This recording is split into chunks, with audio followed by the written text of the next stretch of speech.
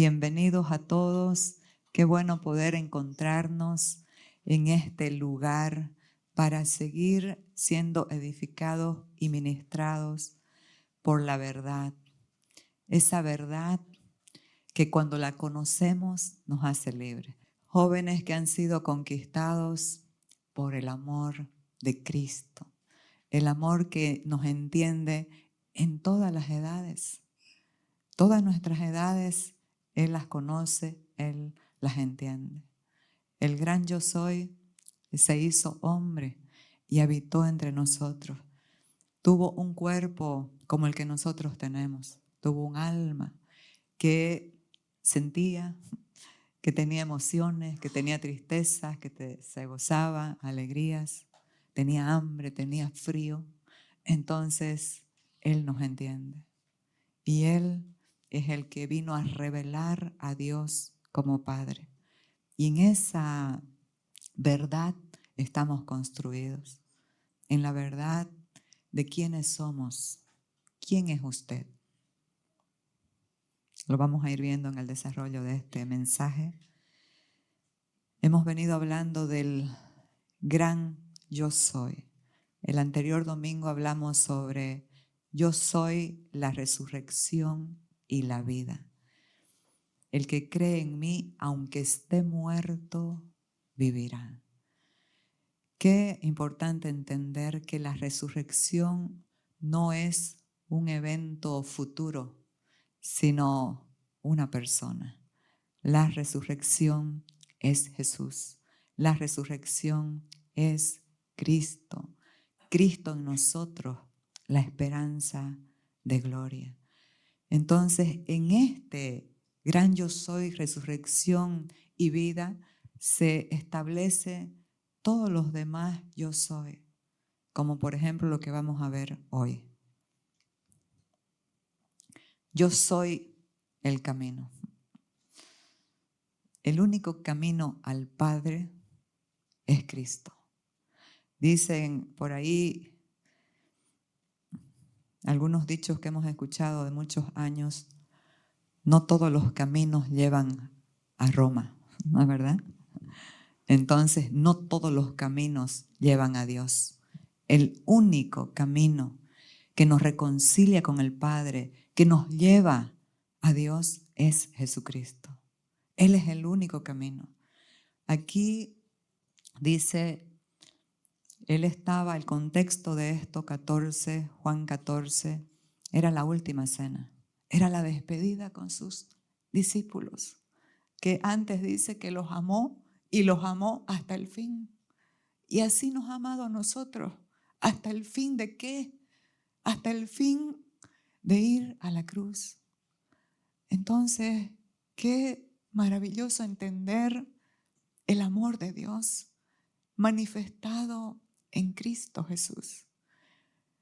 Y Él les estaba hablando de su partida y les decía: ¿y sabéis a dónde voy? ¿Y sabéis el camino? Le dijo Tomás: Señor, no sabemos a dónde vas.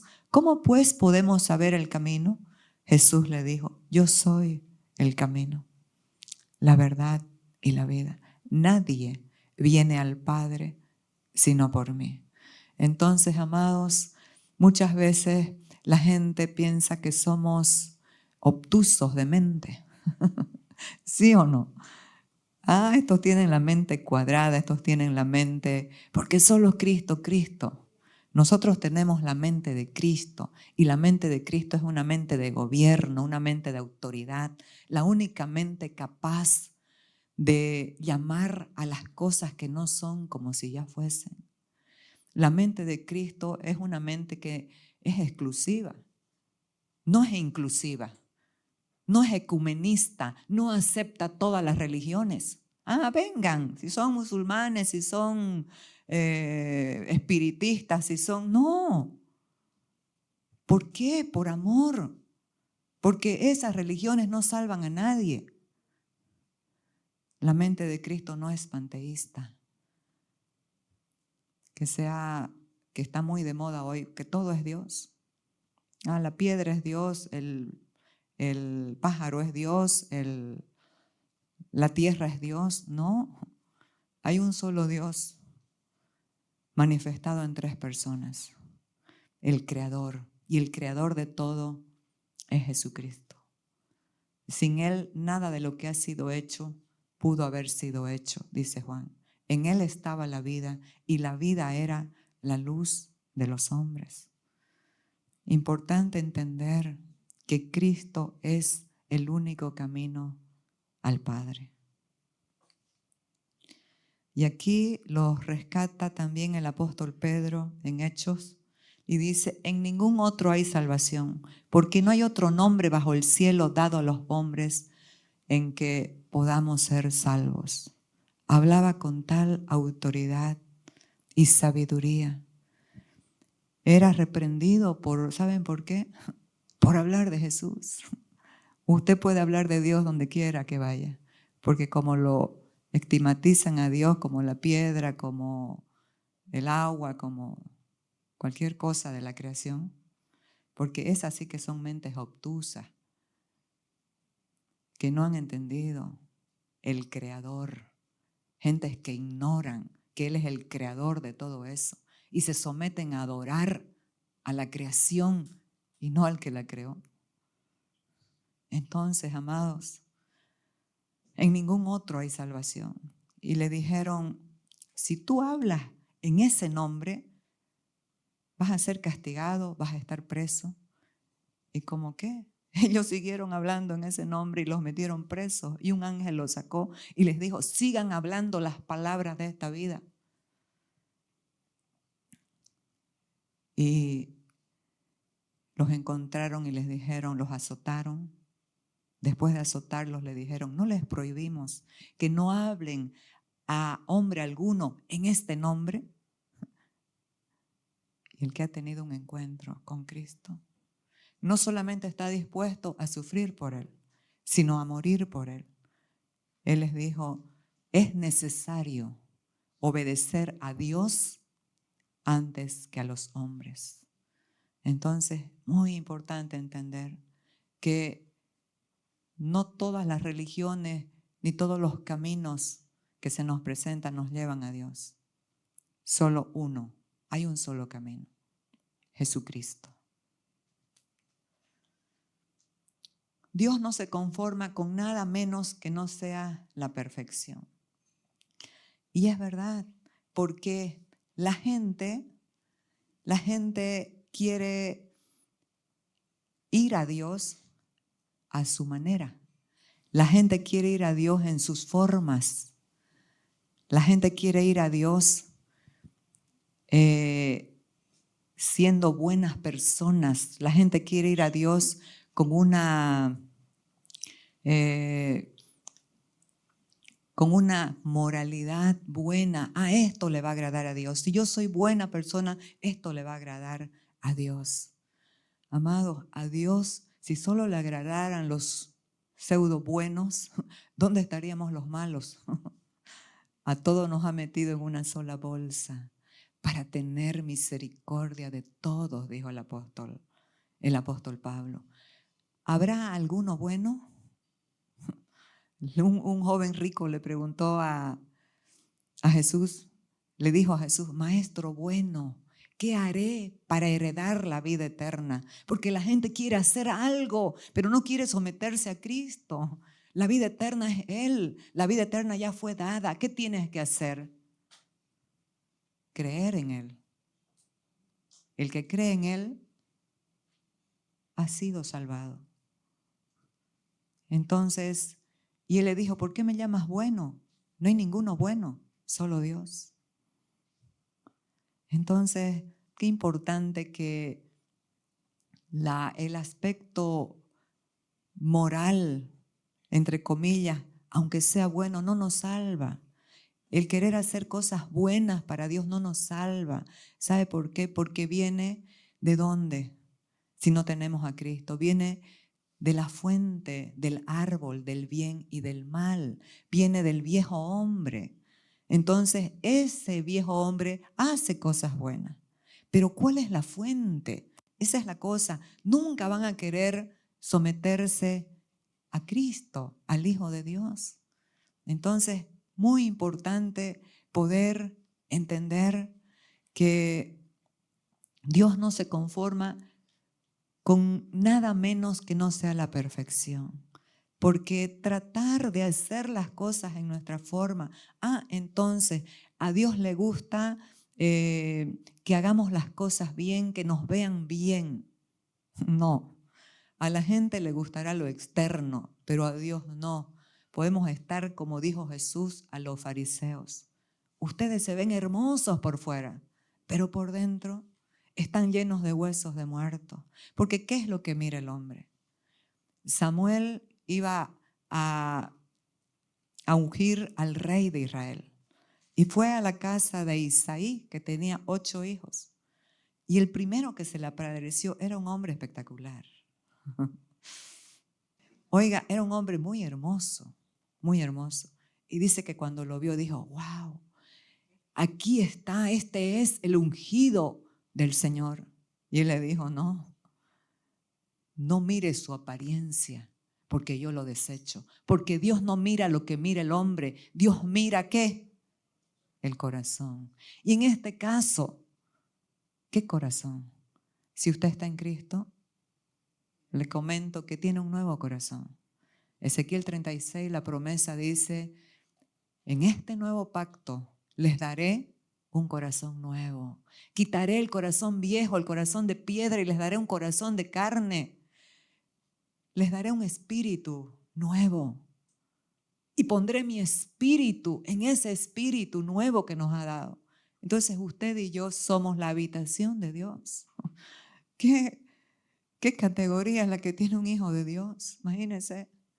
Dice que los cielos de los cielos no lo pueden contener. Él creó todo. En Él está el universo, las galaxias, con millones de estrellas que se ha comprobado científicamente en una universidad de Hawái se comprobó que hay más estrellas en el cielo que granos de arena a la orilla del mar. ¿Se imagina la grandeza de Dios? Pero ¿se imagina la humildad de Dios? Venir a vivir en un corazón como el mío, un corazón que le falla, un corazón que a veces está ahí, un corazón, pero que sabe en quién está su seguridad, en quién está su confianza. Un corazón que sabe que su seguridad no está en nuestra fidelidad, porque aunque seamos infieles, Él permanece fiel. Está en Él, en el que comenzó la buena obra y la perfeccionará hasta el último día de nuestras vidas. O sea que esa es la garantía. Podemos fallar, podemos ser fallos, podemos apartarnos de Él, pero Él permanece en nosotros para siempre. Y también la gente quiere buscar a Dios en la religión, en los duros tratos del cuerpo, como los monjes del pasado que se iban a monasterios para, según ellos, no pecar. Y aunque estuvieran solos, donde no haya nadie, igual iban a pecar en su mente, en su corazón, en sus deseos. ¿Por qué? Porque la vieja naturaleza es una naturaleza de pecado. No necesitas a nadie para pecar, lo tienes adentro. Dentro de nosotros está el peor enemigo, que es ese viejo hombre, que nos lleva siempre a apartarnos de Dios, a hacer nuestra propia voluntad, a rebelarnos contra Él. Todas las cosas a la verdad, dijo Pablo, todas las cosas tienen a la verdad cierta reputación de sabiduría en culto voluntario, en humildad y en duro trato del cuerpo. Pero esos peros de Dios son maravillosos y nos aclaran mucho, pero no tienen valor alguno contra los apetitos de la carne. Puedes chicotearte como hacían antes en la religión, la cual Lutero observó y dijo, no, esto no es la verdad. leyendo las Escrituras, vio que la salvación no era por obra, sino por gracia. E hizo la reforma. 95 tesis poderosas que habló que la salvación es por la fe, no por las indulgencias de dar unas cuantas monedas para que los familiares de los feligreses entren al cielo. Eso es un engaño. Y saben que con tanta valentía fue y clavó sus 95 tesis para que todo el mundo la vea.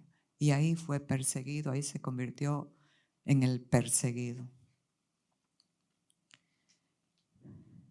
La voluntad de Dios es Cristo en nosotros. Entonces, si nosotros estamos en Cristo, estamos en la voluntad de Dios. No tienes que buscar la voluntad de Dios. La voluntad de Dios es Cristo en tu vida. Él no nos llamó a buscar la voluntad. ¿Nos llamó a qué? A comprobar que su voluntad es buena, agradable y perfecta. Pero ¿cómo es que podemos comprobarla? Cuando renovamos nuestra mente. No os conforméis a este siglo. No os conforméis a la religión de este siglo. Porque también hay la religión cristiana. Hay la religión evangélica, que hacen cosas externas para Dios, pero no rinden el corazón. Están llenos, atestados de versículos bíblicos en sus mentes, pero nunca los obedecen. Sino transformaos por medio de la renovación de vuestra mente. ¿Para qué? Para que comprobéis cuál sea la buena voluntad de Dios, agradable y perfecta. Los discípulos no necesitaron un GPS para moverse, porque Jesús era su camino. Lo que veían hacer a Jesús, ellos hacían, ellos lo seguían. No necesitaban un mapa. A ver, ¿por dónde vamos a ir? No. Donde estaba Jesús estaban ellos. Él era su mapa. Qué maravilloso. Pedro dijo, Señor, ¿a quién iremos? Tú tienes palabras de vida eterna. No hay a dónde ir, amados. Solo Él puede fortalecer, satisfacer tu vida plenamente. Nadie te puede satisfacer. Ni una persona, ni la persona más querida que nadie. Solo Él. Importante poderlo entender. No necesitamos algo externo para que nos guíe. En este nuevo pacto, nosotros somos la generación del nuevo pacto, después de la cruz, donde Cristo no está fuera. Entonces, no lo estamos siguiendo. Cristo está dentro de nosotros. Y Él es el que nos guía a qué hacer y a dónde ir. ¿Qué preferimos? ¿Un mapa de nuestro futuro o comunión con nuestro camino? ¿Quién es tu camino? Nosotros estamos en un camino hermoso. Nuestro camino es Cristo. Entonces, porque ¿qué es lo que pasa cuando preferimos que alguien nos dicte por afuera? Preferimos que alguien nos diga el plan. A ver, hemos escuchado, ¿cuál es el plan? ¿Cuál es el plan? El propósito eterno de Dios. Ese es el gran plan de salvación para todo aquel que cree. Ese es el que va a centrar tu vida, el que va a alinear tu vida, el que te va a ir a hacer caminar derecho, no en tu propia opinión, sino en la verdad de Cristo. Jesús les habló porque cuando tenemos un mapa, un plan humano, vamos a estar en ansiedades, en miedos, en temores, en incertidumbres. Pero Jesús, el gran yo soy, es el eterno presente, donde borró el pasado y el futuro. Cuando te concentras en un plan, algo, para el futuro, voy a planificar para el futuro. Puedo parecer retrógrada, pero no me importa, quiero hablarles la verdad. Él tiene el mejor plan para tu vida. Cuando establecemos algo para el futuro o estamos concentrados en el futuro, estamos en incertidumbre. El gobierno. La segunda vuelta. El dólar que subió y que bajó y que... Vamos a vivir en una ansiosa inquietud. ¿Y Jesús qué dijo a sus discípulos? No se preocupen por lo que van a comer, por lo que van a beber, ni estéis en ansiosa inquietud. No se preocupen. Entonces, ¿y qué si nos concentramos en el pasado? ¿Qué le pasó a la mujer de Lot? Se volvió una piedra. Si tú te concentras en lo que hiciste, en lo que te hicieron, en lo que dejaste de hacer, lo que va a venir a tu vida es culpa, angustia, es esas arenas movedizas que te chupan, que te tragan, donde no hay salida. Como contaba hace unas prédicas atrás de un arroyo que hay en California, que ese arroyo se llama Sal si puedes. ¿Sí? Nosotros lo vimos, está en el Paso a San Francisco, está en un estado de California. ¿Y cuál es la historia de esto? Que un nativo, en el comienzo de California, un nativo se cayó al arroyo y habían sido unas arenas movedizas y luchaba para salir, y un español estaba paseando por ahí con su caballo y lo miró y en vez de ayudarlo le dijo, sal si puedes. Y con este nombre se quedó el arroyo. Pero esto lo podemos aplicar como una analogía. Sal si puedes de tus conflictos internos, de tus luchas, de tus dudas, de tus temores, de tus culpas. Sal si puedes. No puedes. El único que te puede sacar de eso es Cristo. Borrando y limpiando lo que hiciste o lo que te hicieron y estableciéndote en el eterno presente. En Cristo no hay pasado ni futuro, sino un eterno presente. ¿Y qué es vivir concentrado en el pasado o en el futuro? Es vivir en la carne. ¿Cuál es la carne? ¿Cuál es la operación de la carne? Es el viejo hombre que está concentrado en los problemas, en lo que pasó o en lo que está por venir. ¿Y qué es lo que produce? El ocuparse de la carne es muerte. ¿Qué es muerte? Es separación de la vida, del gozo. ¿Qué es la vida? Uno que tiene vida, tiene gozo, tiene paz, puede comer, puede dormir, puede reír. Pero el ocuparse de la carne es muerte. Pero el ocuparse de la vida, ¿qué es? Es paz, es descanso. La paz no está, amados, en un somier espectacular. Yo antes tenía insomnio y era muy bueno mi cama, pero no me podía relajar, mi cuerpo no podía someterse a la cama. ¿Hasta qué? Hasta que conocí a Cristo. Se acabó. Ahora puedo descansar en Él. Yo soy la verdad.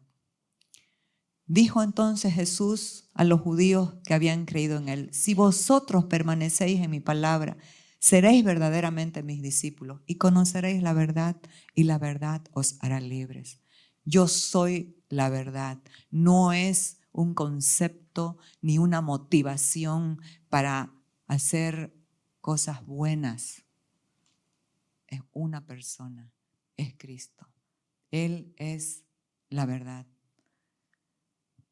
Dice 2 de Corintios 13, me parece, que no podemos nada contra la verdad.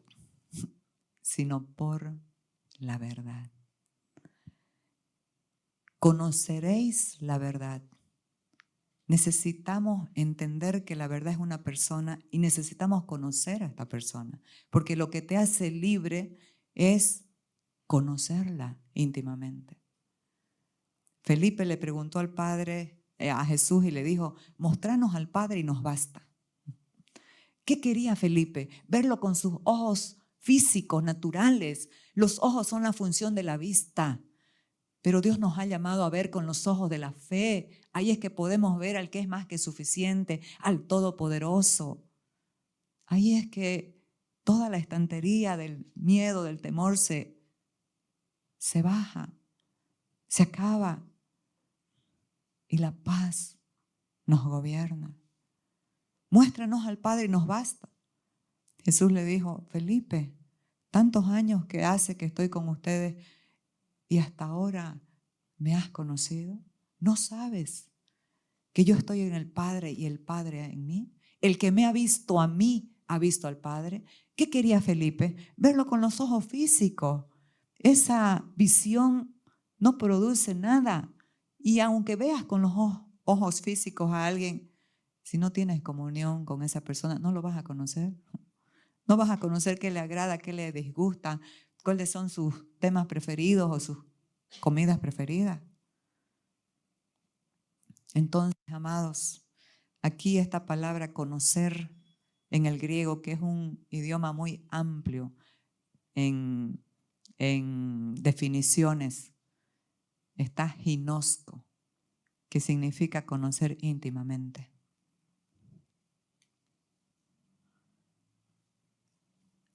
Hambre de la palabra de verdad.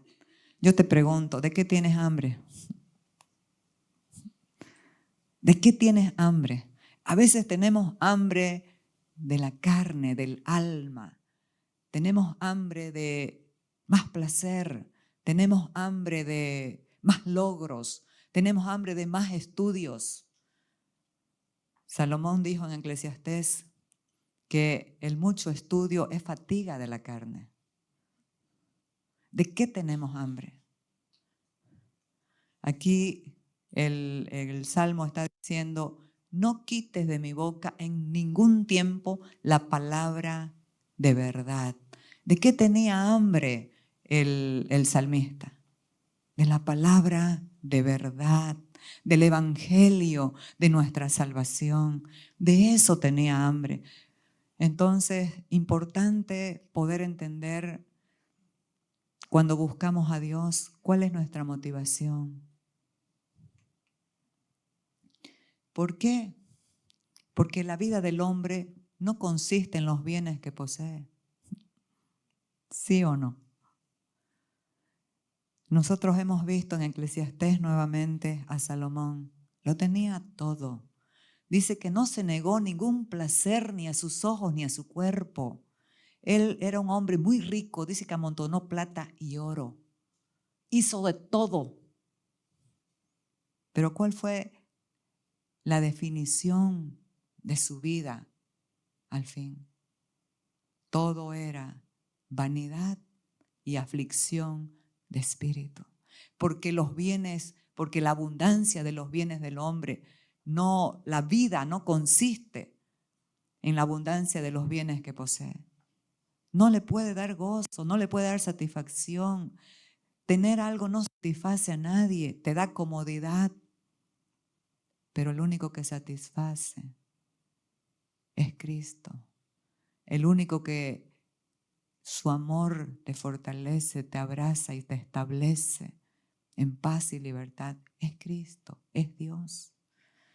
Importante poder entenderlo. Veamos las naciones, estaba viendo las naciones como Japón, una nación pero tremendamente bien, su economía en un buen nivel, pero tiene el índice más alto de suicidio. ¿Por qué? Porque la gente lo tiene en todo y no tienen más que esperar, porque la única esperanza verdadera de un ser humano es Cristo.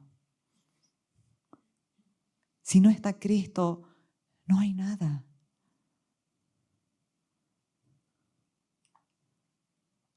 Y volvemos a la pregunta, ¿de qué tienes hambre? Jesús, porque necesitamos hacernos preguntas. Yo me hago preguntas. ¿Cuál es tu motivación para hacer esto? ¿Por qué estás haciendo esto? ¿De qué tienes hambre? El contexto de este último pasaje era que Jesús dio de comer a una multitud. Y comieron y se saciaron de eso. Comieron y se llenaron y sobraron 12 canastas llenas de pan y de pescados. Y cuando se acabó todo, Jesús se fue al monte a orar.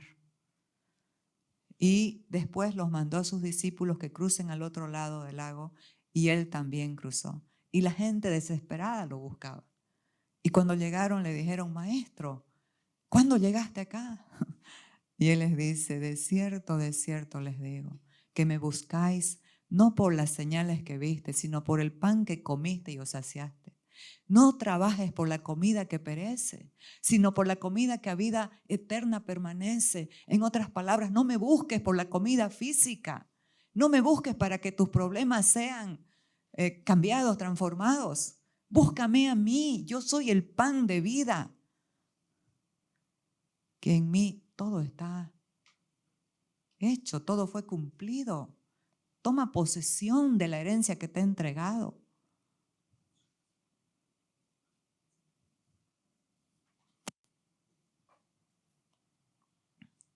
Entonces, seguimos. Cuando nos encontramos con el yo soy, no aceptamos más teorías ni motivaciones. ¿Sabe por qué, amado? Porque una prédica basada solo en teoría es como metal que resuena y címbalo que retiñe. No imparte la vida. Jesucristo cuando enseñaba impartía la vida. Estaba impartiendo la vida. ¿Por qué? Porque lo que decía, ¿quién lo podía cumplir? Nadie, solo Él. Y por eso es que nos ha impartido su vida, para que en la vida de Él, al manifestarse, cumplamos la voluntad del Padre. ¿Me dejo entender? No es tu esfuerzo, tu esfuerzo es morir a ti mismo, rendir y permitir que Él se manifieste. Entonces, y aquí, ¿qué es lo que hace la motivación? Un mensaje motivador. ¿Te sube la espirulina o cómo se llama la adrenalina? Te sube la adrenalina por un momento, pero después sigue en tus dilemas y en la chipazón de tu mente. ¿Sí o no? Entonces, mis amados, ¿qué es lo que hace la motivación? Opera en tus emociones, pero no llega a tu espíritu. Lo que llega a tu espíritu es la palabra de verdad. Es la palabra que te rompe, que rompe esquemas, que rompe paradigmas de tu mente, que durante años ha sido edificada con el engaño. Porque Satanás es el gran engañador. La religión está basada ¿en qué? En el engaño de ese viejo hombre que quiere hacer obras para llegar a Dios. Pero ¿sabe qué dice Proverbios? Lo voy a parafrasear. Dice que las personas que no tienen a Cristo, sus sacrificios les son abominación a Dios. ¿Usted ha escuchado los sacrificios de la religión? Ir a sacar piedras a un cerro. Oiga, qué locura y qué ignorancia de la gente que hace eso. ¿Pero por qué lo hacen? Porque sus ojos están velados, porque están muertos. Los muertos están ciegos, no pueden ver. Por eso lo que no entienden lo rechazan, lo ponen a un lado o lo malinterpretan, y de ahí sale la religión. Y todos como ovejitas obedecemos hasta que alguien se pare y dice, no. La motivación solamente va a tocar tus emociones. La palabra del Espíritu va a transformar tu mente y tu alma y va a traer paz y libertad, porque eso es lo que hace la verdad. Conoceréis la verdad y la verdad os hará libres. Por eso es que el salmista habló y dijo, no quites de mi boca en ningún tiempo la palabra de verdad, porque esa es la que libera, esa es la que rompe cadenas.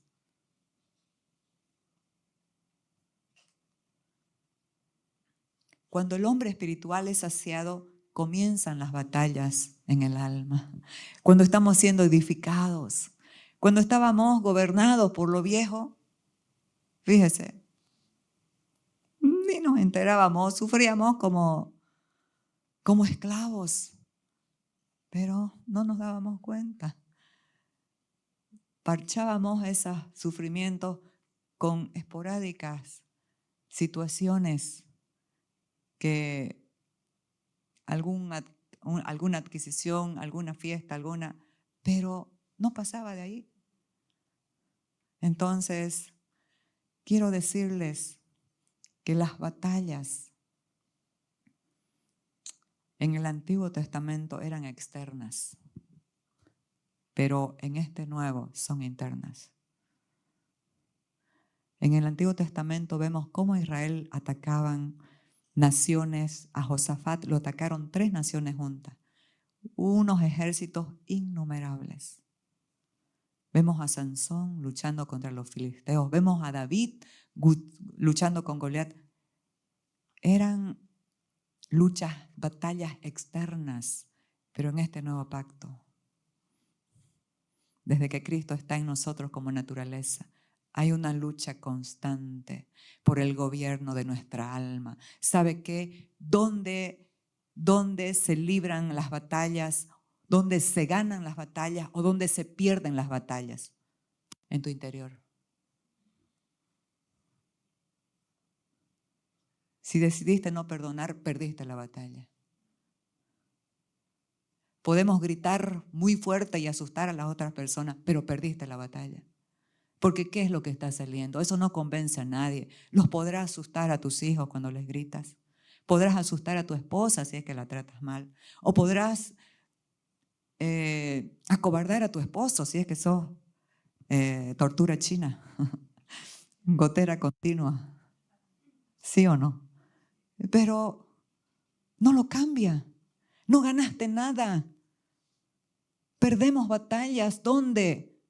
¿O dónde las ganamos? En el interior. Por la fe y la obediencia a la fe. ¿Sabe por qué? Porque tu posición es de victoria. Y cuando el diablo nos ataca y nos quiere culpar, o la carne quiere decirte, mira la cristianita, mira, le notificamos a la carne y al diablo quiénes somos en Cristo. Y aquí el apóstol Pablo dice, amados, yo os ruego como extranjeros y peregrinos que os abstengáis de los deseos que batallan contra el alma. ¿Qué te batalla? No perdones. Responde como se merece. Rebelate. Ya está bueno.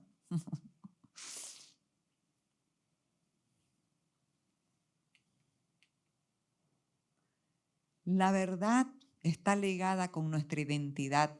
¿Quiénes somos? ¿Cuál es la base de nuestra identidad? Aquí eso es lo que es más atacado. Tu identidad, mi identidad. ¿Quiénes somos? ¿Quién eres? Hace años hablamos una prédica sobre esto, sobre la identidad.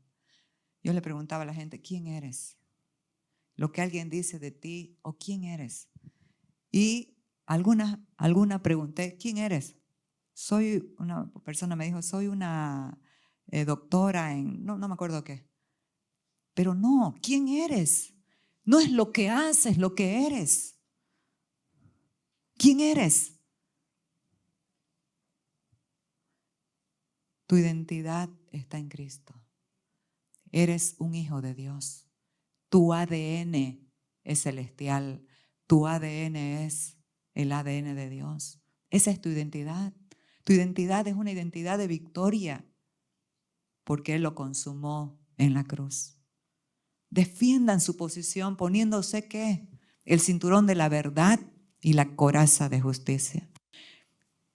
Aquí el apóstol Pablo hablaba en términos militares porque estaban dominados por el gobierno romano, por la nación romana, que eran unos tremendos conquistadores. Y él les hablaba en términos militares. Pero este cinturón de la verdad era para ceñir las ropas que ellos tenían porque eran anchas y les dificultaban el caminar cuando iban a las guerras. Pero esta verdad no es un concepto, como dije, ni una motivación, es una persona. Ciñámonos de Cristo y pongámonos la coraza de justicia que también es Cristo. ¿Saben qué? El que no cometió pecado, el que nunca pecó, se convirtió en pecado. Y a nosotros, a ti y a mí nos hizo la justicia de Dios en Cristo. Esto es lo máximo. Ser justo sin haber hecho algo para hacerlo. Este es el regalo de la gracia de Dios que la religión no te lo cuenta. Porque ¿qué le importa a tu vida? Lo que quieren es otras cosas. Pero la gente que tiene un temor reverente de Dios sabe que no va a dar cualquier cosa al pueblo. Sabe que el pueblo necesita ser alimentado con la palabra de verdad. Y el Espíritu mismo da testimonio a nuestro espíritu ¿de qué? De que somos hijos de Dios. Y aquí esto es muy importante entenderlo, porque en Él vivimos, nos movemos y somos. Tú eres, no lo que alguien te dijo, no lo que piensa tu mente, no el estigma que te pusieron. Vos sos tonto, vos sos, no haces las cosas bien. No, es lo que sos en Cristo. ¿Por qué? Porque el viejo hombre ya murió en la cruz. Lo viejo ya murió en la cruz. En Él vivimos, nos movemos y somos, como también han dicho algunos de sus poetas, porque somos linaje de Él. Oiga, el rey de Inglaterra, no sé si tendrá al Señor en su corazón, pero a mí no me interesaría ser de ese linaje real en la tierra. Yo tengo un linaje real del cielo. Es Cristo, el que nos hizo reyes y sacerdotes para Dios. Ese es tu linaje, de una sola sangre, dice en el contexto de este capítulo, ha hecho el linaje de los hombres, de la sangre de su Hijo.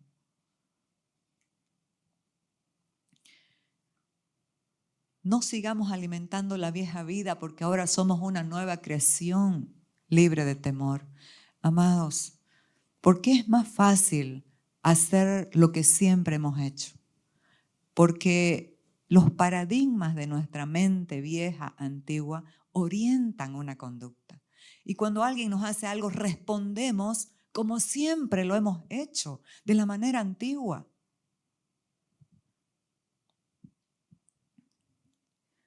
Entonces, ¿cuántos años? Si una persona se convirtió de 30 años, de 40, 50, ¿cuántos años practicó la vieja naturaleza? Son fortalezas, paradigmas que nos van a guiar a una conducta. Pero esa es la obra del Espíritu, esa es la obra de la palabra de verdad, de construir lo viejo, romper esquemas y que la gente se posicione en la mente de Cristo. Que tomemos la posición de la mente de Cristo. No debemos alimentar lo viejo, no le des gusto a lo viejo. ¿Cómo se alimenta lo viejo? Cuando te viene una propuesta temporal, no te dejes, grita igual y le gritas, estás alimentando lo viejo. Pero cuando te humillas y te rindes y perdonas y te callas y no te defiendes y devuelves al mal con el bien. ¿Qué es lo que está pasando? Estás muriendo a eso viejo y la nueva vida se va manifestando, se va fortaleciendo en nosotros. De modo que si alguno está en Cristo, nueva criatura es, nueva creación es. Las cosas viejas pasaron y aquí todas son hechas nuevas. ¿Por qué meterle a lo nuevo lo viejo? No hay coherencia. Y aquí el apóstol nos está diciendo, piensen en las cosas del cielo, no en las de la tierra. ¿Cuáles son las cosas del cielo? Es Cristo en nosotros, es la verdad de Dios, de lo que somos en Él. No pienses que eres un fracasado, que no le vas a dar nunca, no vas a llegar nunca a la meta. No, eso es lo viejo. Lo nuevo ya te estableció en victoria en Cristo. Porque ustedes han muerto a esta vida y su verdadera vida está escondida con Cristo en Dios. Cuando Cristo, que es la vida de ustedes, sea revelado a todo el mundo, ustedes participarán de toda su gloria. Cuando tú entiendes que tu vida ya no es la vieja que fue clavada en la cruz, es la vida de Cristo, ¿qué va a pasar? Porque ¿cuántas veces cualquier noticia, cualquier situación nos roban la paz, nos roban, nos bajan la fe? ¿Sí o no? Colabore, por favor. ¿Sí o no? Nos roban la paz, el gozo. Estamos con cara de guanajo ahí porque algo pasó. Pero cuando sabes que algo es tuyo y te lo quieren robar, ¿qué haces? Nada, esto es mío, me pertenece. ¿Qué te pertenece? La vida del Hijo. Esa vida Zoe, esa vida superlativa, esa vida eterna, esa vida poderosa, esa vida increada. Esa vida de paz, de amor, de gozo. Esa vida libre a pesar de. ¿Por qué? Porque las cosas externas no van a gobernar nuestra vida. Nosotros gobernamos lo externo desde lo interno. Así es en este nuevo pacto. ¿Cuál es la causa de los vacíos en el hombre? ¿Sabe qué? He identificado. No son las incapacidades, no son las debilidades, no son nuestras fallas. No son lo que hicimos y no pudimos hacer. Es no encontrar nuestra identidad en Cristo. De ahí vienen los vacíos del ser humano. De no encontrar su identidad en Cristo, porque están buscando su identidad en parecerse a alguien. He leído un libro y lo quiero leer, es un poco denso, pero se llama La Sociedad del Espectáculo. Oiga, en 1967 este autor escribió este libro, pueden buscarlo, y nos habla del propósito del espectáculo, que es abstraernos, apartarnos de la vida misma, apartarnos de la familia, apartarnos de. En ese tiempo no había TikTok, ni celular, ni WhatsApp, ni nada de eso. Pero este hombre con tanta revelación que me encantó, y dijo que esto trae una alienación, una pérdida de identidad porque nos abstrae y proyectamos nuestra identidad en otros. Queremos ser como el artista, queremos ser como Angelina Jolie, ¿sí? Es verdad, porque estamos ahí todo el tiempo viendo algo del espectáculo que no. Para los niños es muy contraproducente. ¿Por qué razón? Porque no permiten el desarrollo de su corteza frontal. Ya quieren más asombro y más asombro. Por eso vemos en los colegios cómo entran con pistolas y los matan. ¿Por qué? Porque en sus jueguitos están matando. Un chico a su mamá le dijo, mamá, maté 94. Ah, qué bien, hijito. Oiga, amados, tenemos que despertar. Esta es la generación que tiene a Cristo. Esta es la generación que es sal, que es luz. ¿Qué es la sal y qué es la luz? Influencia. La sal está en todas las mesas de las familias de toda la tierra. Y eso somos nosotros, sal. Necesitamos traer orden a la tierra. ¿Pero qué necesitamos? Salir de la apatía, salir de la indiferencia. Necesitamos meternos en Cristo y amarlo y ser apasionados por Él. Deje de estar peleando. Deje de estar en el espectáculo. Porque, ¿sabe qué dice el libro este? Mientras más ves, menos vives. Me tocó tanto eso, porque es algo de Dios. ¿Sabe por qué? Porque el Evangelio en 2 de Corintios dice que cuando lo contemplamos a Él, que mientras más lo contemplamos, somos transformados. Y entonces, ¿qué es eso? Ese es un plan oscuro para que no haya esa transformación, para que nos enfoquemos en otras cosas de la tierra. Despertemos, iglesia.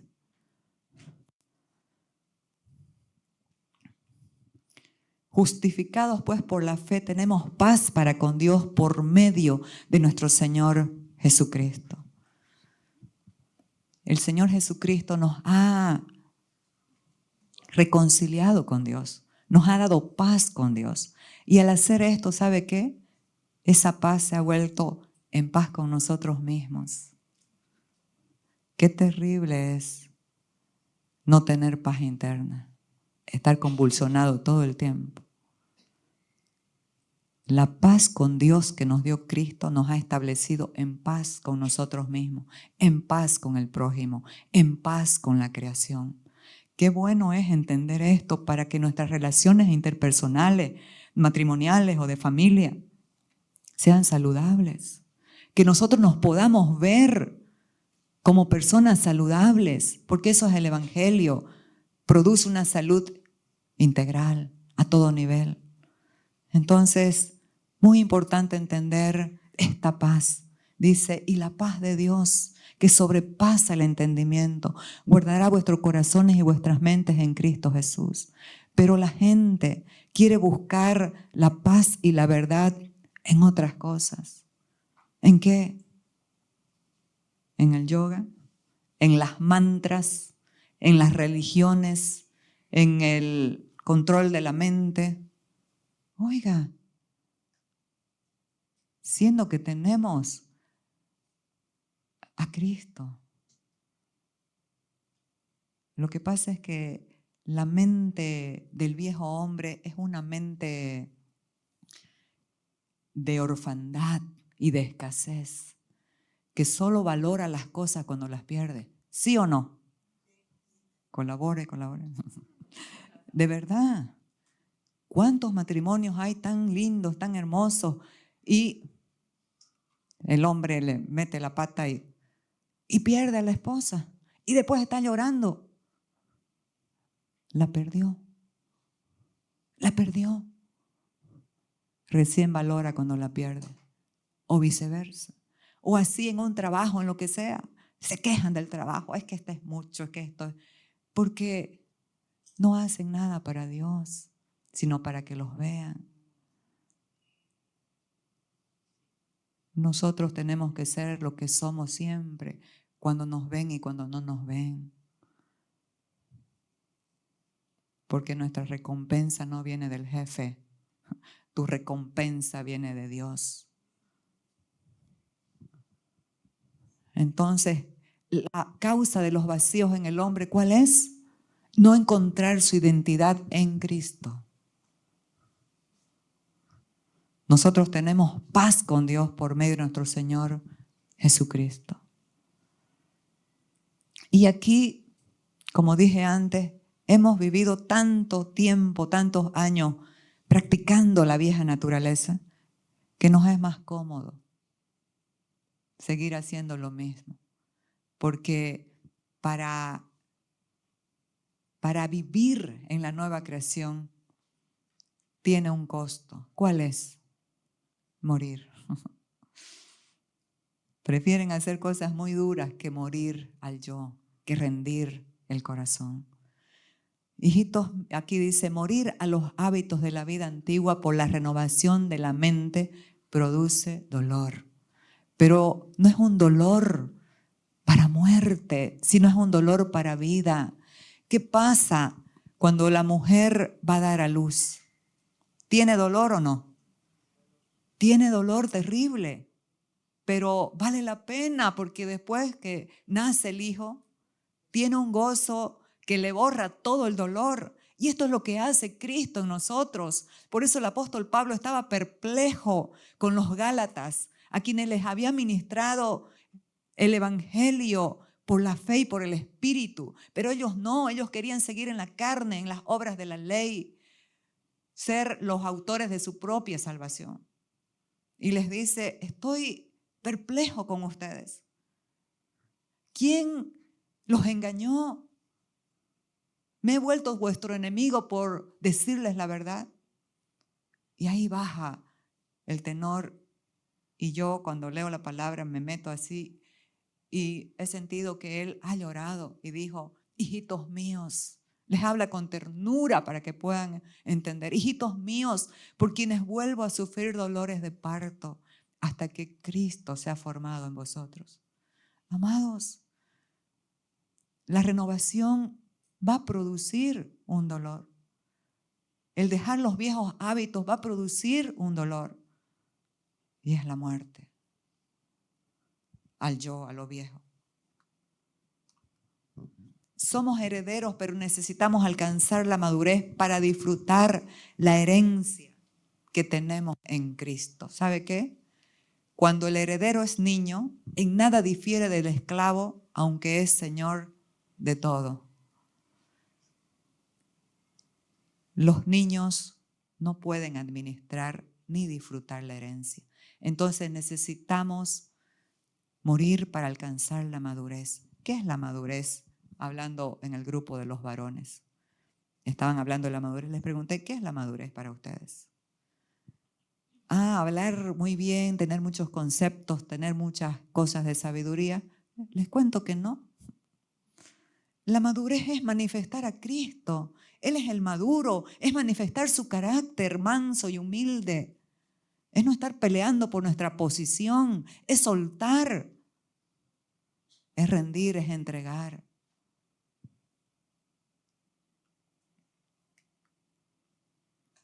Y aquí con esta lámina termino.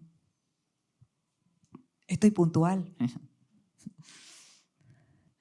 Aquí en el Evangelio de Mateo está otro yo soy. Aquí está contando después de que comió la multitud, él se retiró al monte a orar. En una versión, nueva traducción dice, eran las 3 de la mañana y él estaba orando. El Hijo de Dios oraba con su Padre a esas horas y mandó a sus discípulos que se vayan en la barca a la otra orilla. Y cuando eran ya esas horas de la madrugada, él vino andando sobre el mar. Y cuando los discípulos lo vieron que estaban en la barca, se espantaron y pensaron que era un fantasma. ¿Y saben qué? Gritaron de terror. ¡Qué terrible! ¿Y qué les dijo él? Yo soy, no temáis.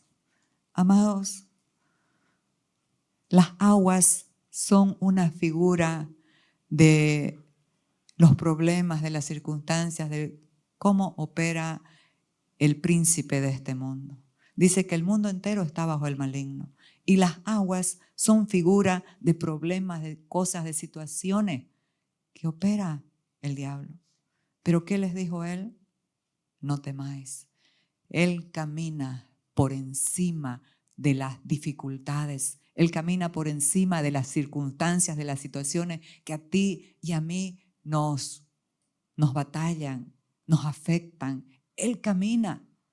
Y ahí se levantó Pedro y le dijo, Señor, si eres tú, manda que yo vaya a ti sobre las aguas. Y Jesús le dijo, ven. Y él fue. Y estaba caminando feliz. Pero cuando vio el fuerte viento, estaba caminando feliz con su mirada puesta en Jesús, el autor y consumador de la fe. Pero cuando miró para otro lado, comenzó a ver las circunstancias y ahí se hundió. ¿Y qué le dijo Jesús? Hombre de poca fe, ¿por qué dudaste? ¿Por qué dudaste? Pero ahora a nosotros no nos dice eso. Así como le dijo a Pedro, nos dice, vengan a caminar. Yo estoy en ustedes. Caminemos sobre todo lo que se levanta, cualquier situación, cualquier viento contrario, tormenta contraria, caminemos por encima del agua. ¿De qué nos habla esto? De renovar el entendimiento a la mente de Cristo, esa mente de gobierno y autoridad que lo somete todo, la que llama las cosas que no son como si ya fuesen, la que se establece en la paternidad de Dios, en la identidad como hijos de Dios. Así que hay un llamado para nosotros hoy. ¿Quieres seguir en tu propia barquita fuera, en temor, en miedo? Pero te digo algo, estamos en Cristo y nuestro Padre es Dios. Y el perfecto amor de Dios echa fuera el temor. Tu posición es de victoria. Caminemos por encima de los problemas, caminemos por encima del agua en Cristo, en el que dijo que somos más que vencedores.